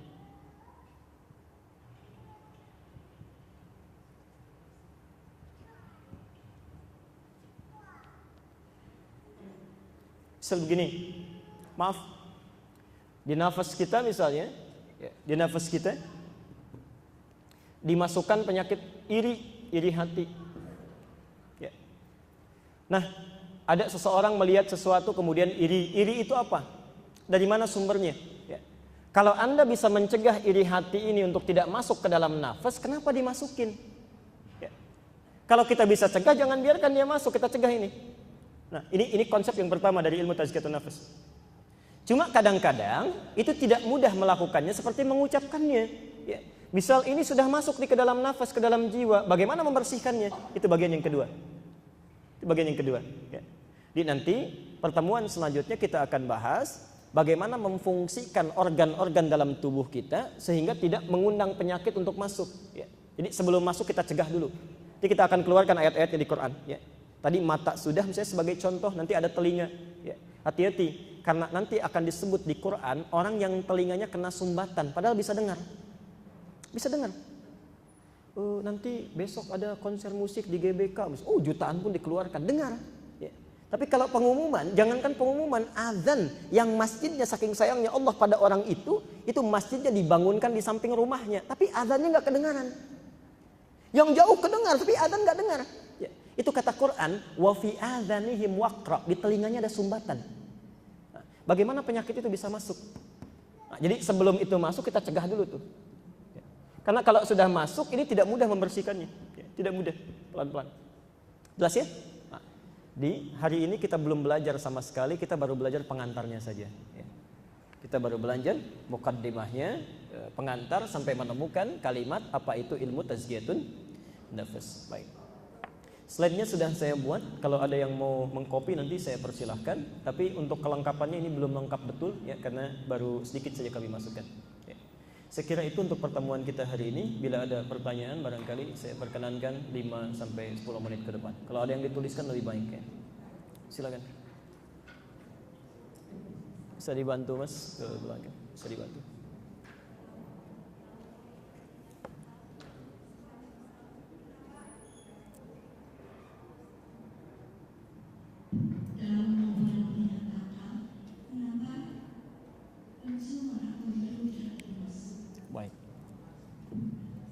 Baik, kenapa dalam ini hidung tidak termasuk? Saya tadi sebutkan ini baru sebagian, Bu.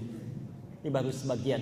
Ini sebagian banyak yang intinya yang saya cantumkan di sini, organ yang seringkali banyak digunakan dalam fungsi kehidupan, dan ini yang sering melahirkan maksiat. Ya. Karena hidung itu jarang sekali, mohon maaf, hidung itu umumnya tidak memberikan respon hati. Ya. Hidung itu lebih kepada kebutuhan-kebutuhan yang sifatnya mengarah kepada kebutuhan biologis. Ya. Ibu cium makanan, tumbuh lapar, itu kan? Cium parfum misalnya muncul sesuatu, respon dan sebagainya. Tapi masuk nanti dalam kajiannya. Ya, cuma ini saya tampilkan sebagian saja yang lain, yang besar-besarnya. Ya.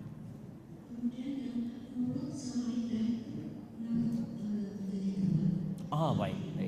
Makasih. Perhatikan. Bagus pertanyaannya, kenapa mulut dan lidah saya bagi dua? Ya.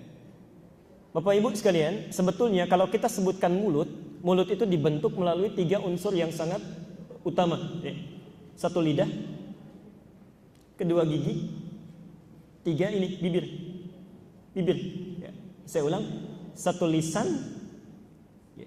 Lisan, lidah, 2 asnan, gigi, 3 bibir. Ya, maaf, bermasalah 1 di antara 3, maka organ ini tidak akan berfungsi sempurna. Misal, ada orang bibirnya ada, ya, giginya lengkap, tapi lisannya bermasalah misalnya. Ya, lidahnya terpotong, dia nggak akan bisa bicara. Ada orang lisannya bagus, ya, mohon maaf, bibirnya lengkap, tapi giginya hilang semua, ya, nggak akan jelas juga. Ya. Atau ada orang giginya misalnya bagus, kemudian lisannya baik, tapi bibirnya bermasalah, kena sariawan dia sedikit, ya, maka terganggu fungsi bicaranya. Nah, kalau disebutkan mulut itu semua fungsinya, Bu, keseluruhannya. Jadi dari mulai gigi sampai dengan bibirnya, kemudian lisannya. Kenapa saya keluarkan lidahnya khusus untuk lisannya? Karena lisan ini yang paling berperan memberikan sikap dalam perbuatan manusia. Ini lidahnya. Ini lidah yang mengarahkan pada pembicaraan yang baik, yang buruk dan sebagainya. Jelas ya? Baik. Ada yang lain?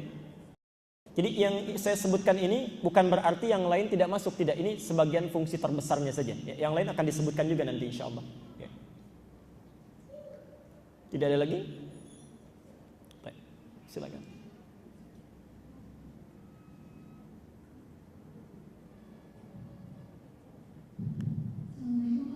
Assalamualaikum.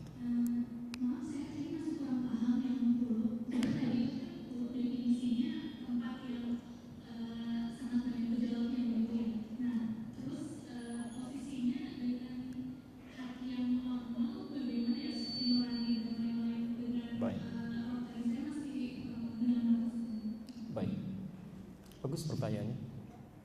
Pertama begini, Anda bisa bedakan dulu antara organ fisik, ya, organ fisik, ya. Seperti saya beri contoh misalnya, dalam bahasa Arab hati itu bukan kolbun. Dalam bahasa Arab hati itu kabad namanya, kabad, kibdun. Kalau Anda ke Mekah nanti umrah, kibdah, itu artinya ayam atinya. Ya, jadi ada roti kibdah itu maksudnya pakai ati ayam. Kibdah, kabad. Ini kabad. Pelan-pelan. Kalau kolbu, ya, kolbu bahasa Arab kedokteran, dalam istilah kedokteran itu jantung. Ya, jantung. Heart itu kan jantung bahasa Inggrisnya, kan? Bukan hati, jantung.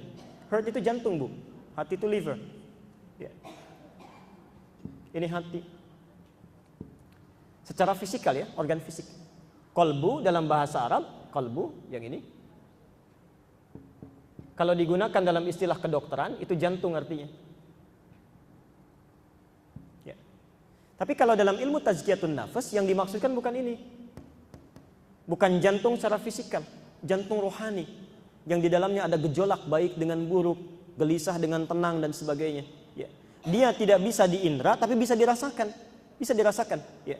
Buktinya ibu pun kan sedang merasakan sekarang kan? Saya merasa tenang, saya merasa gelisah. Ini yang wajahnya kelihatan tenang-tenang, belum tentu nggak punya masalah itu. Ya. Mungkin sedang gelisah, kapan Ustaz selesainya gitu kan? Macam-macam.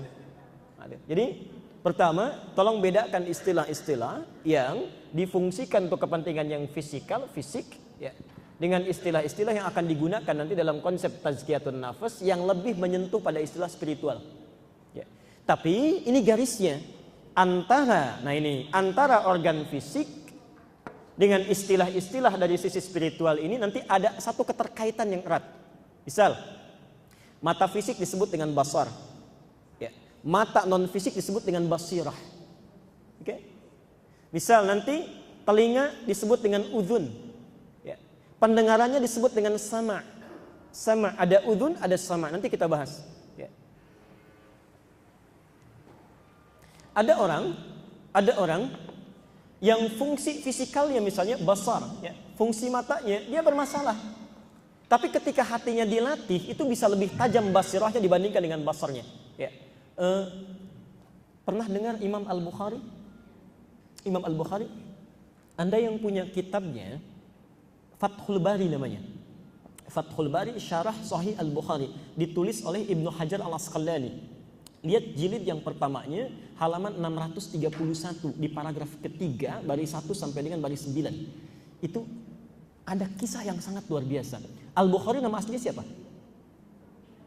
Al-Bukhari nama aslinya Muhammad, ya. Punya bapak namanya Ismail, kakeknya namanya Ibrahim, kakek buyutnya Al-Mughirah, eyang buyutnya Al-Bardizbah. Tinggal di Kecamatan Ju'fah, Kabupaten Bukhara, Provinsi Khurasan, negara Uzbekistan sekarang. Ya. Ya. Di Muhammad bin Ismail bin Ibrahim bin Al-Mughirah bin Al-Bardizbah Al-Ja'fi Al-Bukhari. Jadi Al-Bukhari itu nama daerahnya. Ya. Saya mau cerita singkat saja. Saya ingin gambarkan bagaimana ilmu tazkiyatun nafas diterapkan. Nanti ibu bisa praktekkan, Bu. Ibu bisa praktekkan. Pak, maaf, Al-Bukhari itu sejak kecil matanya buta. Begitu beliau lahir, tumbuh 2 tahun, itu matanya buta. Matanya buta. Tapi Masya Allah, ibu bapaknya itu selalu melakukan amalan, mendekat kepada Allah, dan punya cita-cita anaknya ini mesti tumbuh menjadi anak yang soleh. Mesti tumbuh jadi anak yang soleh. Di saat anaknya wafat, Masya Allah, ini istrinya masih memegang teguh, ya, komitmen di antara suami dan istri itu. Anak saya mesti berhasil. Single parent, Bu. Ya, single parent. Maka Masya Allah, saat mulai tumbuh dalam keterbatasan matanya buta, sudah ikhtiar sana sini, tidak sembuh-sembuh. Tapi perhatikan, ketakwaan orang tua yang seringkali memohon kepada Allah itu berdampak pada penjagaan Allah. Anda titipkan anak kepada Allah, maka Allah akan jaga sepanjang hayatnya.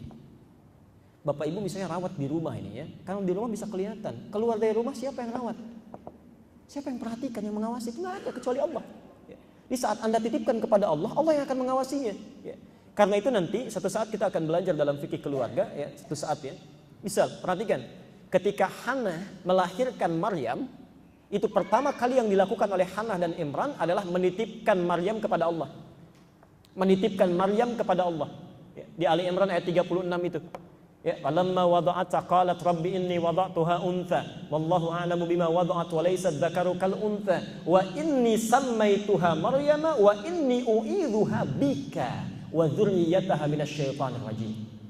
Ya Allah, saya namai dia Maryam dan saya titipkan dia kepadamu supaya dilindungi dari tipu daya syaitan yang sangat terkutuk. Dititipkan. Maka Allah pun menjaga Maryam. Diterima oleh Allah ayat 37-nya itu. Insyaallah.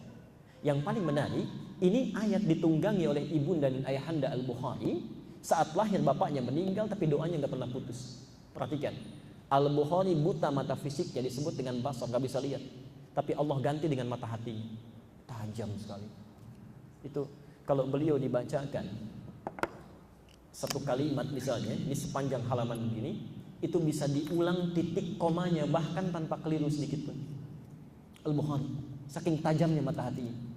Nah, yang mau saya sampaikan, satu ketika beliau datang ke majlis Qur'annya, ya, kemudian belajar dengan gurunya, belajar Quran. Saat itu dibacakan surat Qaf, surat ke-50. Saat dibacakan, ya, selesai gurunya membacakan, bertanya, man hafidha? Siapa yang telah hafal katanya? Tiba-tiba anak kecil usia 4 tahun, ya, sedangkan teman-temannya lebih daripada itu usianya, mengacungkan tangannya dan dia buta matanya. Dia katakan, Syekh, hafidhtu ala dhahri qalbi. Saya sudah hafal dalam jiwa saya. Saya sudah hafal dalam kepala saya. Ya. Jadi ada orang yang hafal di luar kepala, ya, ada orang yang hafal di dalam kepala. Ya, hafalan terbagi dua, ya. Hafal di luar kepala, itu belum masuk, ya. Ada yang hafal di dalam kepala. Nah, Al-Bukhari ini dibacakan sekali bacaan, kata beliau saya sudah hafal. Gurunya bingung. Ada orang bisa melihat mushafnya dipegang belum hafal, ini anak gak bisa lihat sudah hafal. Kata gurunya, ta'ala bunai, maju sini. Iqra, bacakan. Allah, bukan hanya kalimatnya tapi makhrajnya, sifat hurufnya itu persis seperti gurunya yang membacakannya. Langsung dipeluk oleh gurunya, dikatakan padanya, perhatikan kalimatnya, minal an tadrusul hadis. Mulai hari ini Ananda mesti belajar hadis. Itu senangnya luar biasa, Bu, Pak. Karena gurunya paham kalau Quran dimudahkan oleh Allah, pasti mudah bagi anak ini. Menghafal hadis saja begitu mudahnya, Masya Allah. Maaf, dibacakan Quran saja begitu mudahnya, karena Quran itu dijamin. Ya, 4 kali diulang dalam Al-Quran sendiri. Tadi saya bacakan juga Quran surah 54 ya. Ayat 17, ayat 22, ayat 32, ayat ke-40. Walaqad yassarnal Qur'ana lidzikri. Kami sudah mudahkan Quran untuk diingat. Ya. Prinsip gurunya, bagi kamu Quran mudah, hadis pelajari. Lihat poinnya ya. Pulang ke rumahnya, bertemu dengan ibundanya. Kata Al-Bukhari kecil, ummi, bu, tadi terjadi begini. Begini, ibunya senang luar biasa. Ya. Perhatikan, Al-Bukhari mulai berkata, di sini keajaibannya. Kata Al-Bukhari kecil, ummi uridul hadis. Ma, saya ingin belajar hadis. Kata ibunya, Ananda punya keterbatasan, iktafi bil Quran tsummal hadis. Cukupkan dulu dengan Al-Quran, setelah itu Nanda belajar hadis. Lihat kata Al-Bukhari kecil, saking inginnya belajar, la uridul hadis, tidak ma, tetap saya ingin belajar hadis. Maka anak ini dalam keadaan demikian mencari meraba-raba pintu ke kamarnya. Ibunya melihat sedih luar biasa, masuk ke kamarnya. Maka beliau masuk ke dalam mihrabnya, di situ berdoa, memohon kepada Allah. Perhatikan kalimatnya. Saya ingin tampakkan, yal basir yalladzi ala kulli syai'in qadir a'id basiratan. Yal basir, ya Allah yang maha menatap dengan tajam sampai kedalaman hati manusia. Ya, perhatikan, yalladzi ala kulli syai'in qadir, yang tidak pernah ada batas dari kuasa-Mu. A'id basiratan, mohon kembalikan penglihatan anak saya. Yang luar biasa saat ibundanya berdoa dalam tangisannya, capek mengantuk lantas tidur, itu Al-Bukhari sedang asik mengulang surah Qafnya. Di ibunya menyebut yal basir, Al-Bukhari sampai di ayat ke-22 surat Qaf. Ya. Qad kunta fi ghaflatin min hadza. Dulu pandanganmu enggak bisa lihat, tertutup. Fakashafna anka ghita'aka. Mulai hari ini akan dibuka kembali pandanganmu. Wa basaruka al-yawma hadid. Ibunya menyebut yal basir, Al-Bukhari menyebut wa basar. Basar itu kan pandangan fisik. Wa basaruka al-yawma hadid. Mulai hari ini pandanganmu akan kembali menatap tajam. Itu ayat di akhirat diturunkan oleh Allah, karunia di muka bumi. Ketika selesai baca itu, tiba-tiba terbuka pandangannya. Saking kagetnya lompat beliau. Dikejar ibundanya, umi kaget ya, sampai dibangunkan. Laqad ra'ait, saya bisa lihat. Kata ibundanya, rubbama ra'aita bi qalbik. Nanda mungkin lihat dengan hati. La, bal bi aini. Saya lihat dengan mata saya. Ya. Ibu pakai pakaian begini, di samping kita ada benda ini, sampai dipeluk oleh ibundanya, bertangisan keduanya, dan sejak saat itulah kemudian mulai rajin menghafalkan hadis Nabi SAW sampai menuliskan Sahih Al-Bukhari 16 tahun itu. Ya, 16 tahun ditulisnya itu Al-Bukhari. Ya. Jadi maksud saya, ada kebaikan-kebaikan besar yang kita dapatkan. Kalau fisik sudah tidak berfungsi, mintakan kepada Allah dengan yang lainnya. Ya. Dan doa itu yang paling tajam. Ya. Terakhir, di sini.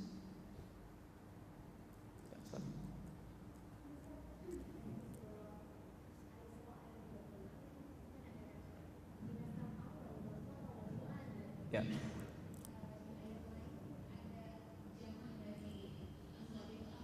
Al-afidah.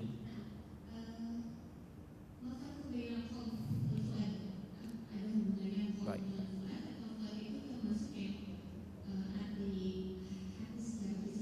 Baik. Bahkan nanti ada fuad, ada dhamir, ada latifah. Nah, itu berbeda. Ya. Saya khususkan ke fuad saja dulu. Tadi takwa itu sumber kebaikan, fujur sumber keburukan. Nah, suara hati yang mengeluarkan ya, petunjuk dari takwa dan fujur itu suara hatinya disebut dengan fuad. Ya, disebut dengan fuad.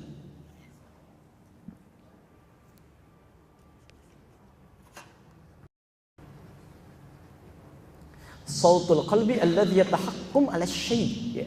Suara hati yang memberikan hukum atau tindakan pada satu persoalan, respon pada satu sikap. Jadi ini ada qalbu. Ya. Sini ada nafas. Ini ada takwa. Di sini ada fujur, nafsu. Perhatikan. Misal, seseorang melihat kebaikan, orang pergi ke masjid. Direspon oleh mata kan? Tembuskan ke akal, ditembuskan ke sini. Ya. Masuknya ke takwa. Saat masuk ke takwa, kan dibalikan ke sini, ke akal supaya direspon kan? Supaya direspon. Nah, suara hati yang memerintahkan, suara qalbu yang memerintahkan respon itu suaranya disebut dengan fuad. Ya. Jadi dia bisa memerintahkan kebaikan, bisa juga memerintahkan keburukan kalau fujur yang ditujunya. Ya. Dikala yang dilihat yang jelek-jelek masuknya ke fujur, fujur memerintahkan, mata melotot, tangan pukul. Nah, itu yang mengeluarkan bahasa hatinya ini fuad. Namanya fuad. Ya, jamaknya afidah. Karena itu, di hari kiamat, seorang yang punya masalah nanti akan ditanya 3 hal sumber informasinya. Pertama, pendengarannya. Karena yang pertama diciptakan oleh Allah saat seseorang mulai ditiupkan rohnya itu pendengaran, bukan penglihatan. Jadi hati-hati Bu ya, Pak. Kalau sudah ditiupkan rohnya, itu bayi yang ada di dalam kandungan, janin yang ada dalam kandungan itu sudah mendengar. Sudah mendengar. Ya. Wa ja'ala lakumus sam'a. Sam'a. Hati-hati. Dia sudah dengar. Ya. Karena itu nanti di Quran ketika kandungan sudah berproses bahkan semakin berat ke fase persalinan, itu dianjurkan kedua orang tua, calon bapak, calon ibu untuk memperbanyak doa. Bahkan doanya diatur di Quran. Ada di Quran surah 7 ayat 189. Ya. Al-A'raf 189. Pelan-pelan. Di pendengaran sumber ilmu. Ya. Antum diperdengarkan azan Allahu Akbar, Allahu Akbar. Itu nanti direspon atau tidak tuh? Ya. Kakinya respon nggak untuk cepat ke masjid? Tangannya siap-siap, kan? Kemudian matanya melihat jadwal dan sebagainya. Ya. Lalu setelah itu matanya diperlihatkan. Sumber ilmu yang kedua mata, pandangan. Ya. Ini ada mushaf masih bisa lihat. Ya. Masa sih ada anak usia 6 tahun matanya buta hafal Quran? Nggak bisa lihat hafal Quran. Antum dikasih pandangan yang jelas sampai hari ini. Masya Allah. Usia panjang sampai 60 tahun. Masa sekian ayat Quran belum bisa dibaca sama sekali? Allah akan tanya itu, dikemanakan matanya? Yang terakhir, ini yang paling penting. Fuad pun akan ditanya sumber hati. Ya. Di ketika ada misalnya adzan didengar, tiba-tiba ada orang yang olahraga misalnya, meninggalkan sholat, padahal dia muslim, dia tahu. Ya. Maka nanti oleh Allah fuadnya ditanya, hei, apa kamu tidak membisikkan pada pemilikmu untuk cepat merespon pergi ke masjid? Fuadnya ditanya.